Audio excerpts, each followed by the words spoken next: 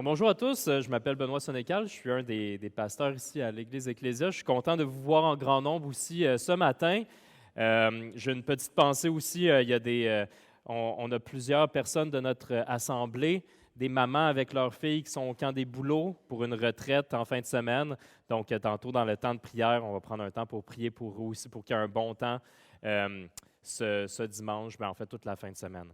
Donc, ce printemps, on fait une série qu'on a appelée ensemble, c'est difficile. C'est dans la lettre de 1 Corinthiens. Et on avait commencé cette étude-là il y a quelques années. Et là, on recommence ensemble à faire cette lettre-là. C'est spécial parce que quand on y pense, l'auteur de la lettre, l'apôtre Paul, a écrit à une église à Corinthe, à l'autre bout du monde, à une époque qui est différente de la nôtre, à une culture qui est différente de la nôtre. Mais malgré tout ça, on va voir comment c'est pertinent, comment la parole de Dieu est pertinente pour nous aussi dans notre contexte. Puis à travers la série, on est 4 différents prédicateurs qui présentent la pensée de Paul dans cette lettre-là, bout par bout.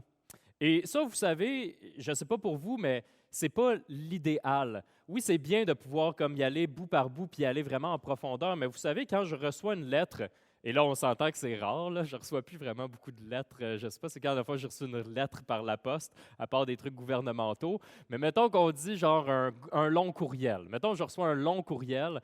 Est-ce que je vais prendre le long courriel puis je vais en lire petit bout par petit bout, un petit bout par jour pendant 2 mois? Puis après, je vais avoir lu l'ensemble de la lettre. Non, je ne vais pas faire ça parce que sinon, je vais avoir de la difficulté à comprendre l'ensemble de la lettre. Et vous savez, c'est tout le temps un défi un peu quand on lit une lettre comme ça qui a été écrite pour qu'elle soit lue de bout à bout. Puis là, on prend des petits bouts comme ça, puis on le déconstruit. Fait que mon encouragement pour vous, c'est de pouvoir lire cette lettre-là aussi chez vous, à tête reposée aussi, de repasser dans ce passage-là. Puis même l'encouragement encore plus précis que je vais vous dire, c'est de lire le chapitre 8 à 10 d'un trait. Parce que Paul, il explique un principe du chapitre 8, 9, 10, et c'est vraiment beau comment tout ça s'imbrique en soi. Et c'est ce qu'on essaye de faire d'une semaine à l'autre pour vraiment comprendre d'un prédicateur à l'autre la pensée de Paul dans sa lettre, que ça ne soit pas perdu genre d'une semaine à l'autre. Le principe dans les chapitres 8, 9 et 10, c'est que Paul de la liberté qu'on a en Christ et comment on devrait parfois renoncer à certaines de nos libertés par amour pour notre prochain et par amour pour Christ. La semaine dernière, si vous étiez parmi nous, Jean-François a exposé le chapitre 8 de cette lettre-là. Et dans cette section-là, puis c'est important de revenir dessus parce qu'aujourd'hui, on voit la suite de ça. Paul répondait à des gens de Corinthe la semaine dernière dans le chapitre 8 qui se demandaient s'ils avaient le droit de manger et d'acheter des viandes qui avaient été sacrifiées à des idoles comme Zeus, Aphrodite, etc. Parce que c'était très présent à Corinthe, qui était une ville grecque, dans le fond, qui était rendue une colonie romaine, mais qui avait encore une culture grecque. Donc, à Corinthe, qu'est-ce que les gens faisaient? Ils apportaient un bœuf. Ils apportaient un bœuf pour être sacrifié pour des idoles, pour des dieux. Et ce n'est pas le bœuf au complet qui était utilisé pour le sacrifice. Donc, des fois, il allait avoir un peu de nourriture qui allait leur rester. De la nourriture pour qu'ils puissent la manger. Puis des fois, il y en avait trop pour leur famille. Fait qu'ils pouvaient même la vendre au marché. Et là, il faut comprendre qu'il y a même un enjeu économique là-dedans parce que quand ils vendaient la viande au marché, aller acheter cette viande-là, ça coûtait moins cher souvent. Puis ce qui se passait dans l'Église de Corinthe, c'est que là, il y a des personnes qui étaient mal à l'aise avec le fait d'aller acheter et de consommer de la viande qui avait été sacrifiée à des idoles.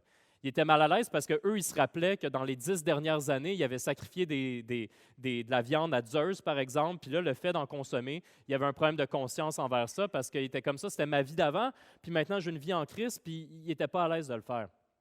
D'autres personnes dans l'Assemblée disaient « Mais Zeus, il n'existe pas de toute façon. On a un seul vrai Dieu. On est libre de pouvoir manger ces viandes-là. On devrait les manger, puis en plus, c'est moins cher. Pourquoi s'en priver? » Et quand on lit ce passage-là, on veut savoir c'est quoi la réponse ultime de Paul. C'est correct ou c'est pas correct? Mais Paul développe un principe pour dire le point du passage, ce n'est pas de dire si c'est correct ou c'est pas correct, mais c'est de dire qu'est-ce que tu fais par amour pour ton prochain?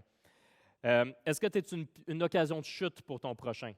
Si la personne à côté de toi dit « Je suis vraiment mal à l'aise avec l'achat des viandes sacrifiées », tu vas-tu le faire dans sa face puis y acheter puis dire « Ben, toi, tu es moins mature spirituellement parce que clairement, Zeus n'existe pas puis tu ne devrais pas t'empêcher de manger ces viandes-là. » Mais il est où ton amour? Ça, c'est de l'orgueil spirituel. C'est beaucoup ce qui était développé dans le chapitre 8. Et là, dans le chapitre 9, le principe enseigné par Paul, Paul prend ce principe-là et l'applique dans sa vie. Parce que vous savez, pour l'Église de Corinthe, peut-être qu'il aurait pu se dire, là, c'est pas écrit dans le texte, mais peut-être qu'il aurait pu se dire, ben tu sais, Paul, on sait que pour toi, ce n'est pas un gros enjeu parce que Paul, il n'était pas corinthien, il n'était pas grec. Fait que toute la notion de sacrifier des viandes à Zeus ou à Aphrodite, Paul n'avait jamais fait ça, il était de culture juive. Il y avait d'autres enjeux culturels pour lui, comme par exemple, c'est-tu correct de manger du cochon ou c'est pas correct de manger du cochon? Ça, Paul en parle grandement à plein d'autres endroits aussi dans la Bible. Mais dans ce contexte-là, Paul prend le principe qu'il avait utilisé et maintenant, qu'est-ce qu'il va faire? Bien, il va dire, voici comment je l'applique dans ma vie. Donc, il va dire, regardez, j'en ai plein des droits, et je choisis de ne pas en revendiquer certains de ces droits-là, des droits légitimes, pour être un témoignage plus favorable pour Christ, dans le but d'en gagner davantage pour le royaume de Dieu. C'était extrêmement contre-culturel à l'époque de dire je vais rejeter certains de mes droits, et ce l'est encore aujourd'hui. Je vais dire au Québec, mais juste en général, on est fiers de nos droits. Des droits, souvent, c'est légitime. On a le droit pour vrai d'avoir certaines choses. Puis on dit, j'ai le droit de faire ça. Ça, c'est les droits que je devrais avoir. Je n'ai pas besoin de le dire, de demander partir. C'est mes droits à moi. En réalité, refuser ses droits pour l'amour du prochain, c'est une chose. C'est difficile. Mais renoncer à ses droits parce que Christ s'est dépouillé de ses droits par amour pour nous, c'est ça notre motivation. Avant qu'on prie ensemble, je voulais vous lire un passage dans Philippiens 2, les versets 4 à 8, qui revient à ça. Renoncer à ses droits parce que Christ s'est dépouillé de ses droits par amour pour nous, c'est ça notre motivation. Il y a un passage qui le démontre très bien. C'est probablement un des passages qui le démontre mieux dans la Bible. Il y a plusieurs passages, mais comment Paul écrit à l'Église de Philippe pour dire qu'est-ce que Jésus a fait, lui? C'était quoi ses droits à Jésus? Et qu'est-ce qu'il a fait de sa vie? Que chacun de vous, au lieu de regarder à ses propres intérêts, regarde aussi à ceux des autres. Que votre attitude soit identique à celle de Jésus-Christ, lui qui est de condition divine. Il n'a pas regardé son égalité avec Dieu comme un butin à préserver, mais il s'est dépouillé lui-même en prenant une condition de serviteur, en devenant semblable aux êtres humains. Reconnu comme un simple homme, il s'est humilié lui-même en faisant preuve d'obéissance jusqu'à la mort, même la mort sur la croix. Prions.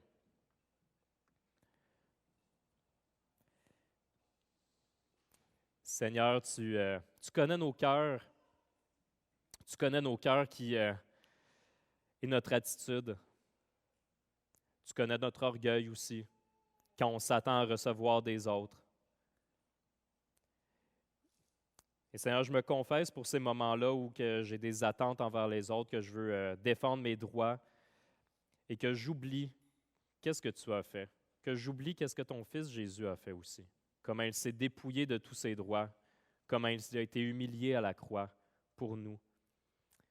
Et quand on se compare, on réalise qu'on n'en a pas des excuses, Seigneur. Pas d'excuses, on est appelé à être serviteurs les uns pour les autres, comme ton Fils Jésus était serviteur et lavait les pieds. Jésus, 100% Dieu, 100% homme, mais qui lavait les pieds sales de ses disciples et qui nous appelle à faire la même chose pour toi, Seigneur. Pour les uns les autres aussi. Donc, je prie que tu puisses nous guider ce matin dans nos cœurs, parce que nos droits, nos pas d'obéissance sont différents les uns des autres au sein de l'Assemblée. Donc, je sais que tu vas travailler différemment dans chacun des cœurs, comme tu as travaillé différemment dans le mien, dans la préparation de ce message. Donc, Seigneur, je te prie que tu puisses faire dans le cœur de chacun ce que moi, comme prédicateur, je ne peux pas faire et que tu puisses remplir de ton esprit chacune des personnes présentes ce matin pour qu'on puisse grandir à ton image, qu'on puisse réfléchir à c'est quoi notre prochain pas pour grandir à ton image dans nos vies. Je prie pour nos sœurs qui sont actuellement au camp des bouleaux, qui puissent avoir un bon temps, qui puissent se rapprocher de toi, Seigneur. C'est au nom de ton Fils Jésus que je te prie. Amen. Donc, si vous voulez bien, on a des Bibles. On vient de recevoir une grosse caisse de Bibles, fait que là, vous pouvez en prendre, il n'y a aucun problème, c'est notre cadeau pour vous. Aujourd'hui, nous allons lire dans le chapitre 9, le début du chapitre 9 de la première lettre aux Corinthiens. Et tu peux lever la main si tu n'as pas de Bible, quelqu'un va venir t'emporter une sans problème. Si vous voulez aussi, juste parce que des fois, vous pouvez peut-être vous dire, mais c'est où la première lettre aux Corinthiens? Donc, j'ai regardé juste avant, et pour vous, ça serait dans la page 748. Donc, si vous voulez ouvrir à la page 748, vous allez trouver le passage, donc 1 Corinthiens, chapitre 9. Là, j'ai fait quelque chose d'un peu spécial, fait que je ne veux pas vous mélanger ce matin, mais ça se pourrait que quand tu lises dans ta Bible, si tu as cette Bible-là ici, que tu trouves que les mots sont un petit peu différents par rapport à ce qui va être projeté à l'écran. La raison, c'est tout simplement parce que vous savez, il existe plusieurs traductions qui se ressemblent en français pour la Bible. Et généralement, je prends tout le temps celle-là. Cette fois-ci, en faisant une comparaison, je trouvais que la Bible, avec la Bible du Semeur qu'on appelle, rendait très, très bien ce passage-là. Il y avait certains passages qui avaient des doubles négations ou des mots qui étaient utilisés, le vocabulaire, puis je voulais vraiment m'assurer que le message soit vraiment bien compris. Donc, vous allez voir qu'il y a peut-être des petites différences. Et c'est correct, même que des fois, ça l'ajoute à la compréhension. Quand on lit dans la Bible, puis on voit les autres, on fait « Ah, OK, c'est comme le mot grec qui a été utilisé en français, puis là, il y a comme des fois plusieurs mots pour représenter la même chose. » Quand on connaît les différents mots puis qu'on les met ensemble, ça rajoute une profondeur des fois à notre compréhension. Donc, dans cette section-là, comme on va voir, Paul va d'abord présenter un de ses droits. Il va présenter son droit d'être payé comme ouvrier à temps plein pour l'Évangile. Et ensuite, on va voir qu'il a décidé de rejeter ce droit-là d'être payé pour finalement présenter pourquoi il refuse volontairement ce droit. Fait que comme vous voyez, le premier point, c'est le droit d'être payé comme ouvrier de Dieu. Et là, c'est dans des moments comme ça qu'on est content de faire de la prédication textuelle. Ce que ça veut dire, la prédication textuelle, c'est qu'on passe à travers une lettre, on fait chapitre par chapitre, et vous allez voir dans les prochaines semaines, il y a des passages dans la lettre aux Corinthiens qui sont difficiles, qui prennent beaucoup de préparation, qui sont difficiles culturellement, qui sont difficiles à comprendre aussi. Il faut être honnête, il y a des passages qui sont plus difficiles que d'autres à comprendre dans la Bible. Mais on veut être fidèle aux Écritures, puis on veut les enseigner au complet. Puis là, vous voyez, dans ce cas-ci, mais Paul, il parle du droit d'être payé. Mais si ça avait été complètement à part de ça, puis que j'arrivais un matin, puis que je disais, bon, ben là, on va parler du droit d'être payé comme ouvrier de Dieu, peut-être que comme assemblée, vous pourriez vous dire, là, y a-t-il un message qui est à passer? Bien, ce n'est pas le cas. Ce n'est pas pour dire qu'à Ecclésia, que vous n'êtes pas généreux de votre temps, de votre argent. Je pense que le don de soi est quelque chose qui est très, très présent au sein de notre assemblée. C'est une grande bénédiction. Maintenant, c'est vrai par contre que c'est un point que Paul va décrire, que c'est bien de payer les ouvriers pour la moisson. Ce n'est pas le point principal du texte, mais c'est un point quand même qui est quand même présent. Et je vais vous dire que comme prédicateur, c'était assez facile de préparer cette section-là parce qu'en réalité, des versets 1 à 14, Paul défend solidement le droit d'être payé comme ouvrier de Dieu. Il apporte 6 arguments différents. Fait que moi, je n'ai pas inventé des arguments que j'ai sortis de mon chapeau, j'ai juste suivi le texte, c'est ce qu'on va faire ensemble, puis on va regarder c'est quoi la défense de Paul par rapport à ce droit-là. Donc, il va défendre ce droit-là légitime pour ensuite, comme on va voir, le rejeter. Puis il dit, je ne vais pas prendre ce droit-là. Mais voici sa défense du droit en question. Commençons au départ avec les 6 premiers versets. Paul écrit à l'Église de Corinthe, « Ne suis-je donc pas libre? Ne suis-je pas apôtre? N'ai-je pas vu Jésus, notre Seigneur?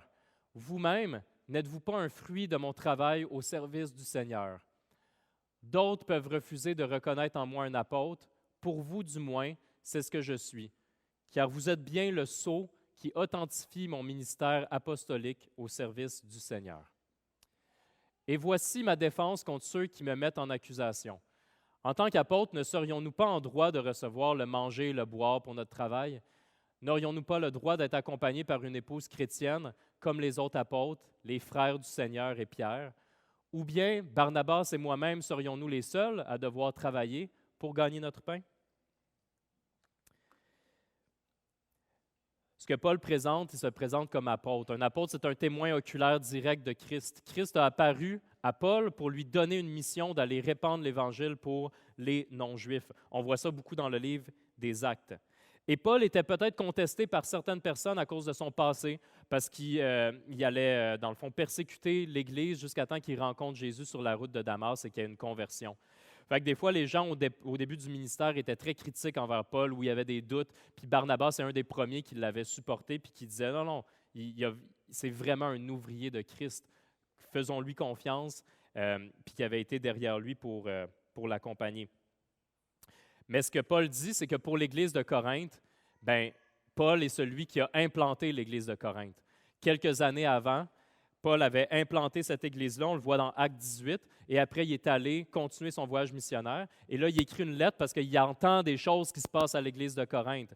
Fait que quand il leur écrit, il lui dit que vous êtes le sceau vivant de mon apostolat. Le sceau, c'était un seigneur, un roi, avait un sceau à son effigie, puis quand il mettait une lettre, puis qu'il mettait ça comme ça dessus, ça voulait dire que c'était comme une approbation. C'était lui qui l'avait fait, il y a juste le roi qui avait ce sceau-là.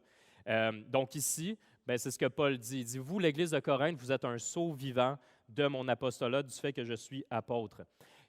Dans votre version, si vous lisez la Louis II 21, vous avez peut-être vu, n'aurions-nous pas le droit d'être accompagnés d'une sœur? Donc, c'est ça qui est dit donc, dans la Semeur. Je trouvais qu'il était bien rendu parce que quand il dit ça, c'est le fait d'avoir une épouse chrétienne. Et quand on parle des frères du Seigneur, ben on parle par exemple des autres frères de Jésus. Donc, Joseph et Marie étaient leurs parents. Fait que Jacques, par exemple. Et Pierre, que peut-être dans la version, c'est écrit Céphas, mais Céphas, c'est Pierre. Ces personnes-là étaient mariées. Et quand ils se promenaient, donc ils étaient à l'église de Jérusalem, mais quand ils se promenaient, ben, les gens, ils allaient leur donner de la nourriture, puis ils allaient les loger, puis ils allaient aussi loger leurs femmes souvent. Donc, c'est ce droit-là que Paul ramène, parce que lui, il n'était pas marié. Mais il aurait eu le droit d'être marié. C'était un choix. Donc, c'est pour là qu'il prend ces exemples-là. Il continue sa réflexion en continuant à développer le droit d'être payé comme ouvrier de Dieu. Et il dit, c'est normal de rémunérer les ouvriers. Il va avec une loi universelle en disant, au verset 7, « Dites-moi, avez-vous jamais entendu parler d'un soldat servant dans une armée à ses propres frais ou d'un vigneron qui ne mangerait pas des raisins de la vigne qu'il a plantée? Quel berger élève un troupeau sans jamais profiter du lait de ses brebis? » Donc, c'est ce qui va soulever. On s'attend à ça. Pourquoi ça serait différent dans le cas des ouvriers du Seigneur? Vous ne feriez pas une job comme, mettons, moi, je vais aller travailler comme à l'école ou travailler, peu importe c'est quoi votre travail, je vais aller travailler dans une usine, je vais aller travailler comme dans une garderie, dans un CPE, puis me dire, mon salaire, ça va juste être le sourire des enfants. Mais tu sais, vous savez, souvent, oui, c'est vrai que c'est comme un salaire. Moi, des fois, c'est ce que je dis quand je travaille dans les camps de jour, ou même quand je travaille comme enseignant, que je ne le fais pas juste pour l'argent, comme ça ne t'offrait pas. Puis anyway, tu ne vas pas en enseignement pour ça, puis tu ne vas pas en pastorat non plus pour avoir plein d'argent, on s'entend. Ce n'est pas le salaire principal, ce n'est pas la motivation principale, mais est-ce si mal d'être rémunéré pour un travail de ce type-là? Donc, on dirait que des fois, on va mettre une différence, on va dire, ça, c'est un travail spirituel, ça n'a pas besoin d'être payé. Fait qu'il vient juste ramener un principe qui est normal, puis que toutes les autres personnes, le vigneron, il peut prendre aussi du fruit de qu'est-ce qu'il va prendre. Si on continue avec le prochain point, c'est en accord avec la loi de Dieu.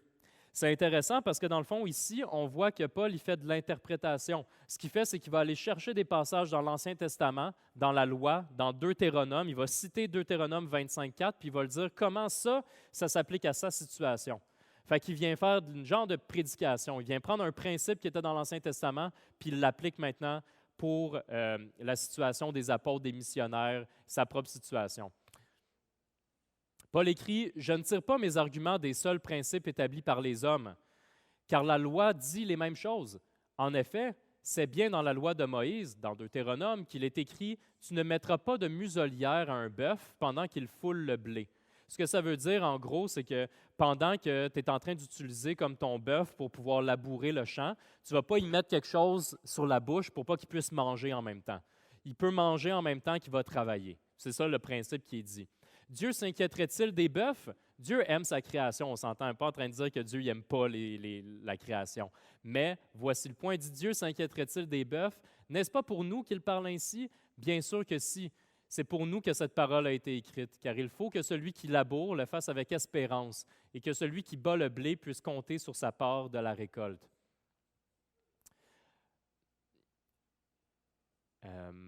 C'est ça. Donc, c'est ce principe-là qui est utilisé. Et comme je vous disais, un pasteur, un ouvrier, un missionnaire, sa motivation principale n'est pas l'argent. Est-ce que dans l'histoire, c'est arrivé? Est-ce que ça existe encore que des gens comme abusent de ça puis qui vont aller utiliser ça pour aller chercher beaucoup d'argent et s'enrichir? Oui. Ça existe. C'est peut-être un petit peu moins présent au Québec qu'on peut le voir, mettons, aux États-Unis, mais c'est présent aussi au Québec. Des fois, on va dire qu'on peut appeler ça l'Évangile de la prospérité. Et ça, c'est bon d'être redevable avec l'Assemblée parce que peut-être que l'Assemblée peut dire à un moment donné, ben là, peut-être que genre, tu t'enrichis un peu sur notre dos puis ta motivation est pas la bonne. Mais là, on ne parle pas de vivre dans l'excès, on parle juste de vivre, d'avoir des biens matériels. Dans 1 Timothée 5,17, Paul décrit ça comme une double marque d'honneur. Il dit, je reçois un salaire spirituel du Seigneur, des bénédictions spirituelles, mais c'est bien aussi d'être rémunéré par une assemblée. Souvent, on est prêt à dépenser de l'argent, on ne se pose pas de questions pour comment on pourrait dépenser pour des biens matériels, par exemple. L'année dernière, on a acheté une trampoline. Une grosse trampoline en plus. Probablement la trampoline la plus chère qu'il pourrait avoir sur le marché parce qu'on se disait, on a 4 gars, puis ça va être utile. Puis c'est utile. OK? Ils dépensent leur énergie, puis on ne regrette pas notre choix. Mais ça coûte cher, une trampoline. Là, je ne me suis pas posé plein de questions sur ça. C'est comme, ben non, j'ai un salaire et on va utiliser notre salaire. Et ça, c'est une façon qu'on va utiliser notre salaire. J'ai acheté une trampoline. On va aussi des fois se dire qu'il n'y a pas de problème à payer pour des choses qui sont un soutien psychologique ou des choses qui sont pour, par exemple, des ressources, des ressources pour éduquer les enfants, par exemple. Donc, ça peut être un soutien psychologique en se disant comme, ben, mon enfant, il a de la difficulté, on va payer un tuteur, on va payer comme un psychologue, on va payer plein de choses, on va aller chercher des ressources parce que ça, c'est important pour le développement de mon enfant. Puis c'est vrai. Mais Paul dit que c'est aussi normal de payer pour des ouvriers spirituels, des missionnaires, des pasteurs, etc. Souvent, le mot qui est utilisé souvent dans la Bible, c'est qu'un pasteur va des fois, on va dire le champ missionnaire ou des ouvriers dans la moisson. Fait qu'on voit que même là, il y a ce côté-là de dire, oui, c'est des personnes qui vont être là pour semer des biens, en fait, ça va être des récompenses, des fruits spirituels, mais que c'est correct qu'il y ait aussi des fruits matériels à ça, que ce n'est pas contre la loi. D'autres dirigeants utilisaient ce droit. Juste pour revenir à ce qu'il disait, puisque nous avons semé parmi vous les biens spirituels, comme on vient de dire, donc comme des ouvriers dans la moisson, serait-ce de notre part une prétention exorbitante si nous attendions de vous quelque avantage matériel?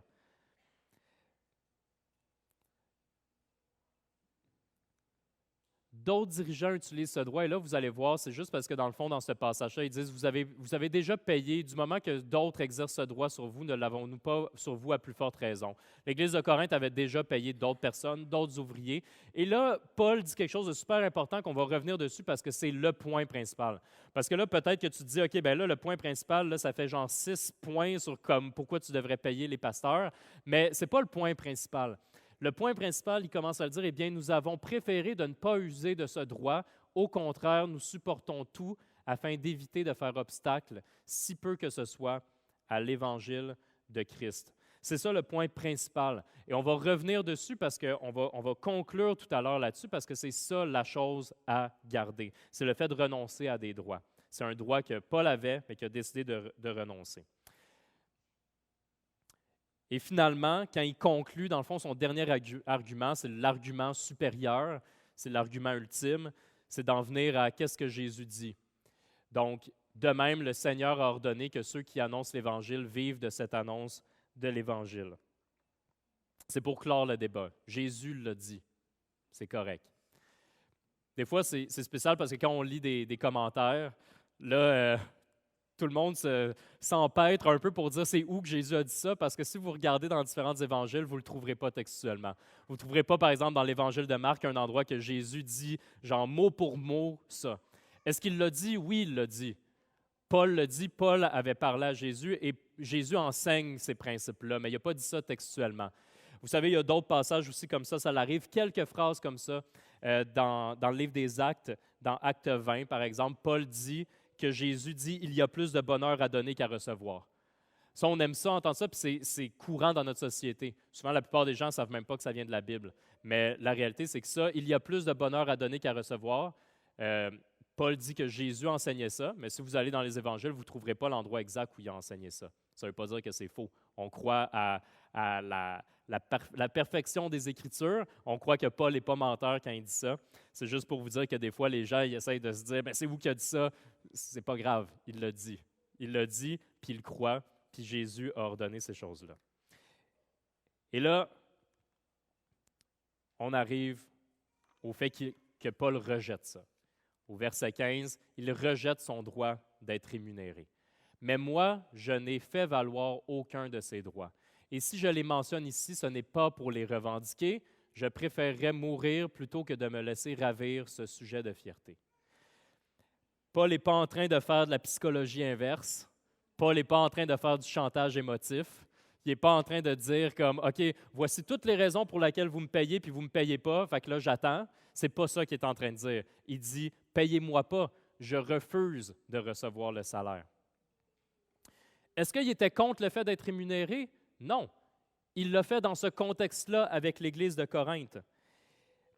À certains moments, Paul était rémunéré par d'autres églises. On peut le voir dans le fond qu'il a déjà été supporté financièrement par des églises comme dans les villes de Philippe, de Thessalonique, de Bérée. Puis parfois, ce n'était pas le cas. Donc parfois, il était supporté, parfois, il n'était pas supporté. Très souvent, il n'était pas supporté par l'église dans laquelle il était. Je vais prendre un exemple comme Chris Middleton est missionnaire ici. Puis quand il est arrivé pour la première fois au Québec, il n'est pas arrivé en disant « Bonjour, je m'appelle Chris, je peux venir, mais vous allez me payer ça. » Il était supporté par d'autres personnes qui croyaient en la mission de Dieu pour le Québec, qui voyaient l'appel de Chris. Donc, il a été supporté pour que quand il arrive au Québec, à l'arrivée de Chris au Québec, que ça ne soit pas une pierre d'achoppement, que ça ne soit pas une occasion de chute, puis que là, ça rajoute un obstacle à l'Évangile. Puis qu'on se dise comme, ah, OK, bien oui, on croit à ça, mais là, tu sais, vous voyez comment que ça aurait pu être un obstacle. Donc, Paul, à ce moment-là, bien, il reçoit du support, mais en même temps, à plusieurs moments dans sa vie, il va construire des tentes. Fait qu'il va construire des tentes pour avoir son gagne-pain, pour ne pas être un obstacle pour l'Évangile. Donc, pourquoi qu'il renonce à ses droits?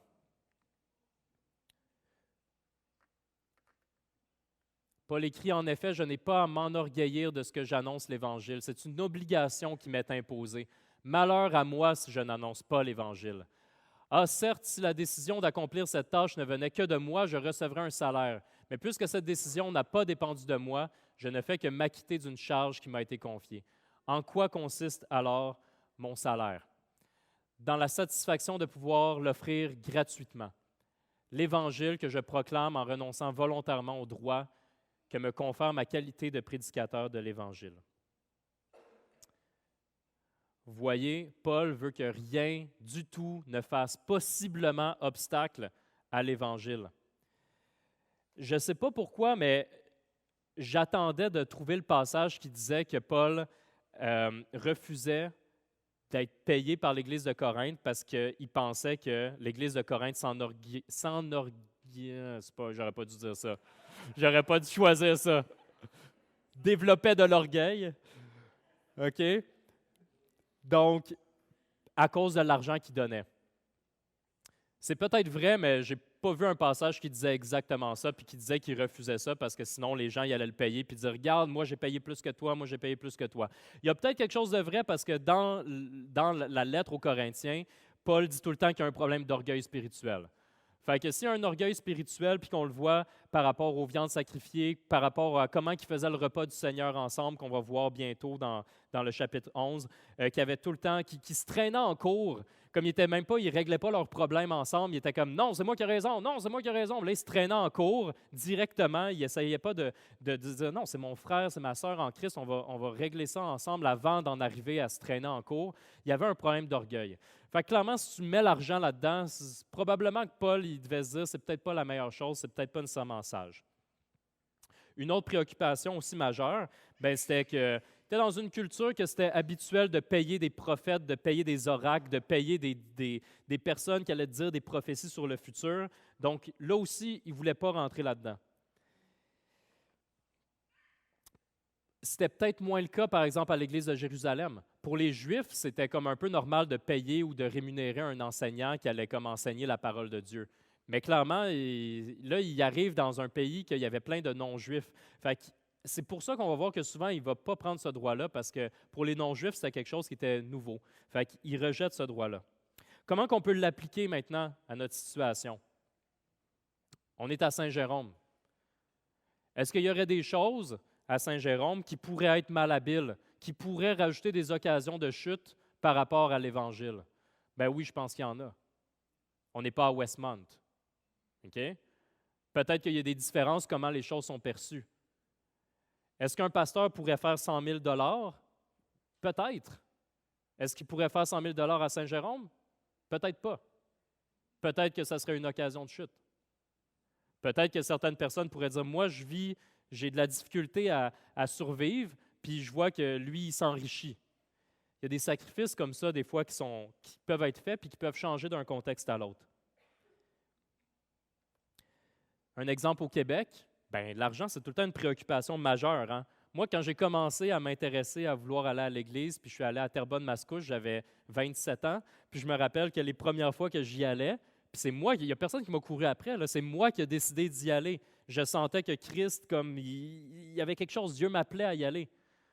Mais j'étais dans quel état? Je rentrais là en me disant comme, ils vont prendre mon argent, ils vont prendre mon argent. J'ai 27 ans, OK?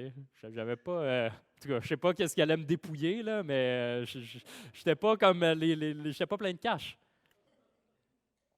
Puis ça m'a marqué quand je suis allé parce que ça a été évident pour moi que il n'était pas après mon argent. Au contraire. Des gens que je ne connaissais pas, des personnes plus âgées, des personnes de mon âge, des personnes plus jeunes, des gens que je ne connaissais pas et semblaient m'aimer pour vrai. Ils voulaient me présenter Jésus, me disaient comme hey, on est content que tu sois là, puis je ressentais que ce n'était pas fake. Puis ça m'a touché, ça aussi. Puis j'espère que si tu es nouveau aussi à l'Église, que tu peux ressentir la même chose, cet accueil-là, puis le fait qu'on veut traiter toutes les personnes comme des personnes qui sont créées à l'image de Dieu, que c'est ça qui nous donne notre valeur. Mais l'argent, ça peut être une occasion de chute. Jean-François Moquin, il n'est pas là aujourd'hui. Fait que je vais y lancer des fleurs, puis il ne le saura pas, là, à moins qu'il écoute le message.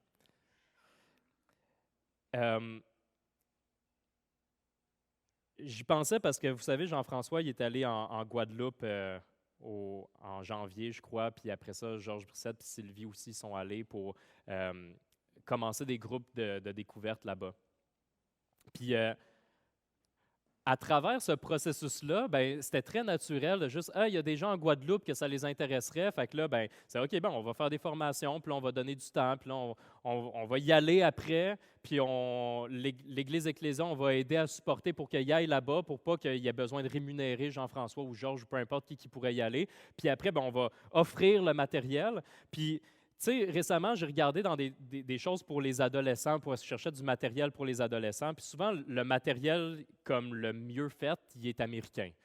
Ils ont plus de budget, il y a plus de chrétiens là-bas, il y a plus, OK? Donc souvent, le matériel, il est bien fait. Est-ce que vous pensez qu'il est gratuit? Eh non, il n'est pas gratuit. Tu vas payer pour un abonnement. Puis est-ce que c'est mal? Non, c'est pas mal. Il y a des gens qui ont travaillé fort pour le faire.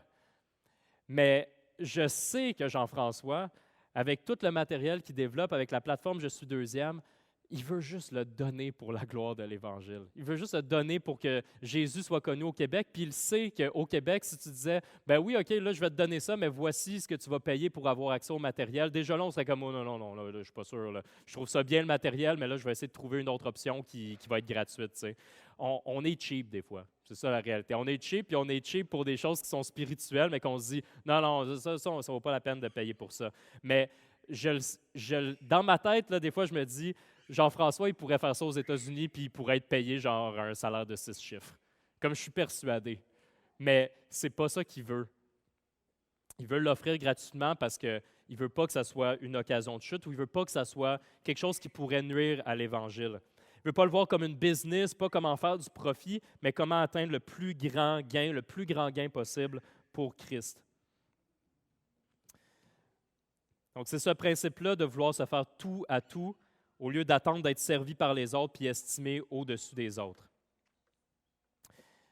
Dans quelques chapitres avant, dans 1 Corinthiens 7, Paul utilise une image, puis il se décrit comme étant un esclave de Christ.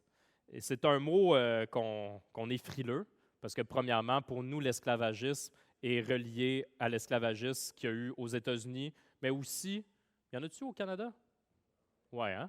Parce que généralement, ce qui se passe aux États-Unis, il y en a au Canada aussi.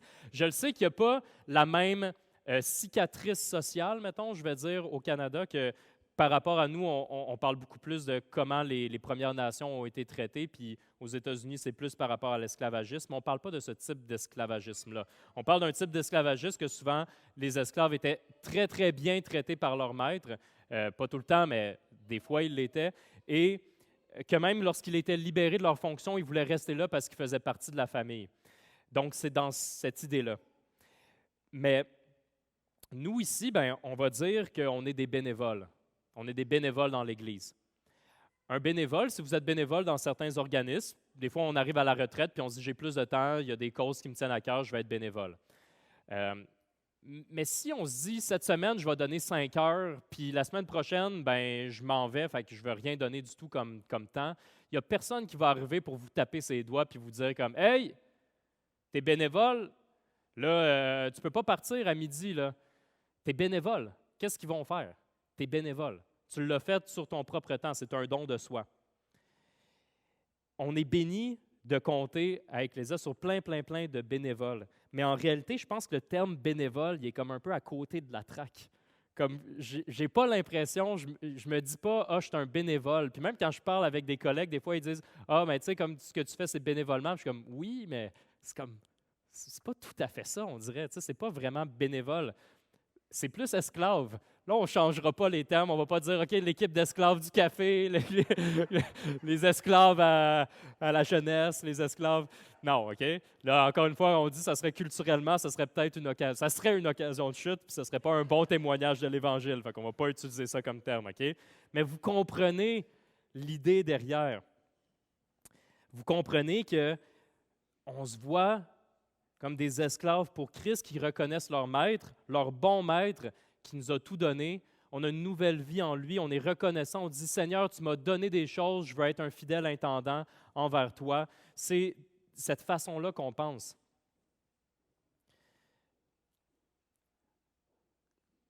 Voici ce que le prophète Jérémie écrivait. Jérémie, c'est un prophète. La plupart des prophètes, quand vous lisez l'Ancien Testament, là, ils n'étaient pas populaires. Il était là pour parler de ce que Dieu disait dans sa parole, puis les gens les rejetaient, puis voulaient les tuer, les humiliaient, voulaient les mettre en prison. Fait qu'en réalité, il était rejeté à cause de la parole de Dieu. Et Jérémie dit, « Si je dis, je ne ferai plus mention de lui, en parlant de Dieu, on va même pu mettre un L majuscule pour lui, je ne parlerai plus en son nom. Alors, il y a dans mon cœur comme un feu dévorant qui est retenu dans mes os.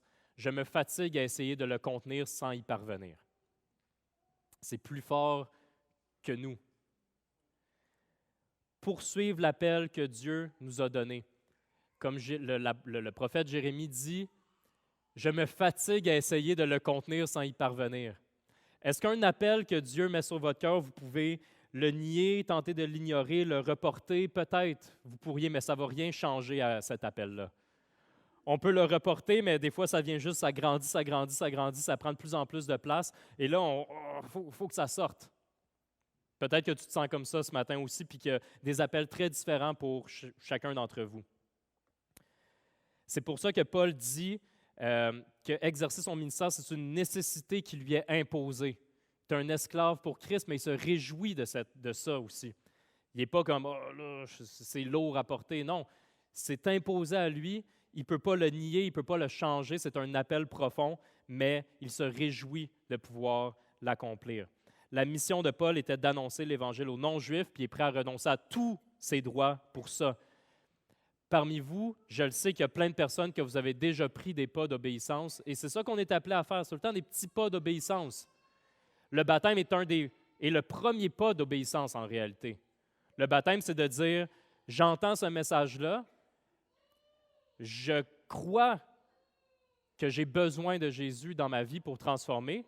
Je crois que ça, c'était ma vie, que je veux donner ma vie à Christ. » Le baptême représente que tu es enseveli dans l'eau et que tu reviens avec une nouvelle vie en Christ. C'est le premier pas, le baptême. Mais après, il y en a plein des pas. Certains d'entre vous, vous avez quitté un travail. Vous avez quitté un travail, pas parce que vous êtes bénévole. Vous ne vous êtes pas dit, je vais quitter mon travail, je suis bénévole à Ecclésia. C'est pas quelqu'un probablement de l'Église non plus qui vous a dit tu devrais quitter ton travail. C'est toi avec Dieu. Ta conscience te disait je ne peux pas garder ce travail-là. Parce que des fois, peut-être c'est un travail que maintenant, tu n'étais plus à l'aise de faire. Certains d'entre vous, vous avez déménagé pour l'Évangile. Est-ce qu'on est tous appelés à déménager pour l'Évangile? Non. Mais certains l'ont fait. Certains d'entre vous vous impliquez pour des comités d'organisation, pour des camps chrétiens, puis vous n'avez pas de salaire pour ça. Ou quand vous faites de la nourriture pour les gens de l'Église, vous ne vous attendez pas à avoir un salaire ou à avoir comme des applaudissements ou à avoir quoi que ce soit. Puis je ne pense pas que quand vous faites ces choses-là, c'est parce que vous vous sentez comme étant des bénévoles, mais plus comme des serviteurs de Christ. Et la motivation, c'est l'amour pour Christ.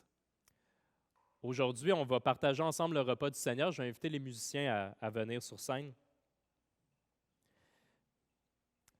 Puis, je l'ai dit, je viens de parler du baptême, puis en réalité, c'est que quand je disais le baptême, c'est la première étape, c'est le premier pas de foi pour dire oui, je vais être un serviteur de Christ. Oui, je le sais, c'est quoi que ça va coûter. Je sais, c'est quoi les droits qu'il faut que je renonce possiblement ou des choses qu'il faut que je change, mais je suis rendu là. Ça, c'est le baptême. Puis après, quand on prend le repas du Seigneur, c'est de se rappeler de cet engagement-là.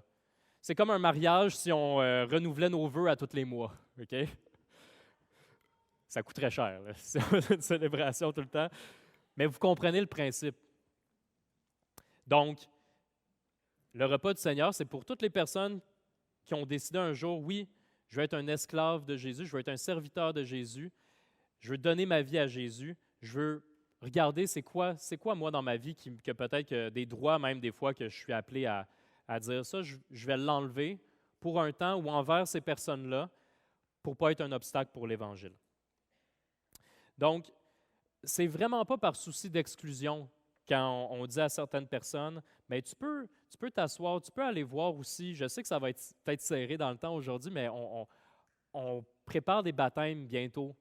Puis peut-être que tu en es rendu là, puis par la gloire de Dieu, il y a 10 baptêmes possiblement qu'on va célébrer comme cet été ou au printemps bientôt. Donc peut-être que c'est ça ton prochain pas de foi. Puis peut-être que ton appel est différent de ça aussi. Puis quand je parlais tout à l'heure, peut-être que tu t'es dit, ah non, ça c'est ça que je suis appelé à faire maintenant pour Christ. Donc, c'est juste pour te dire que si pour toi, ton prochain point, ton prochain pas, c'est le baptême, tu peux aller en parler avec David. Et ce n'est pas par motif d'exclusion. Puis pour toutes les autres personnes aussi que vous dites, ouais, moi je veux renouveler, je veux redire que encore une fois, devant mes frères et sœurs, que je veux marcher avec Christ, bien, on va partager ensemble le repas du Seigneur.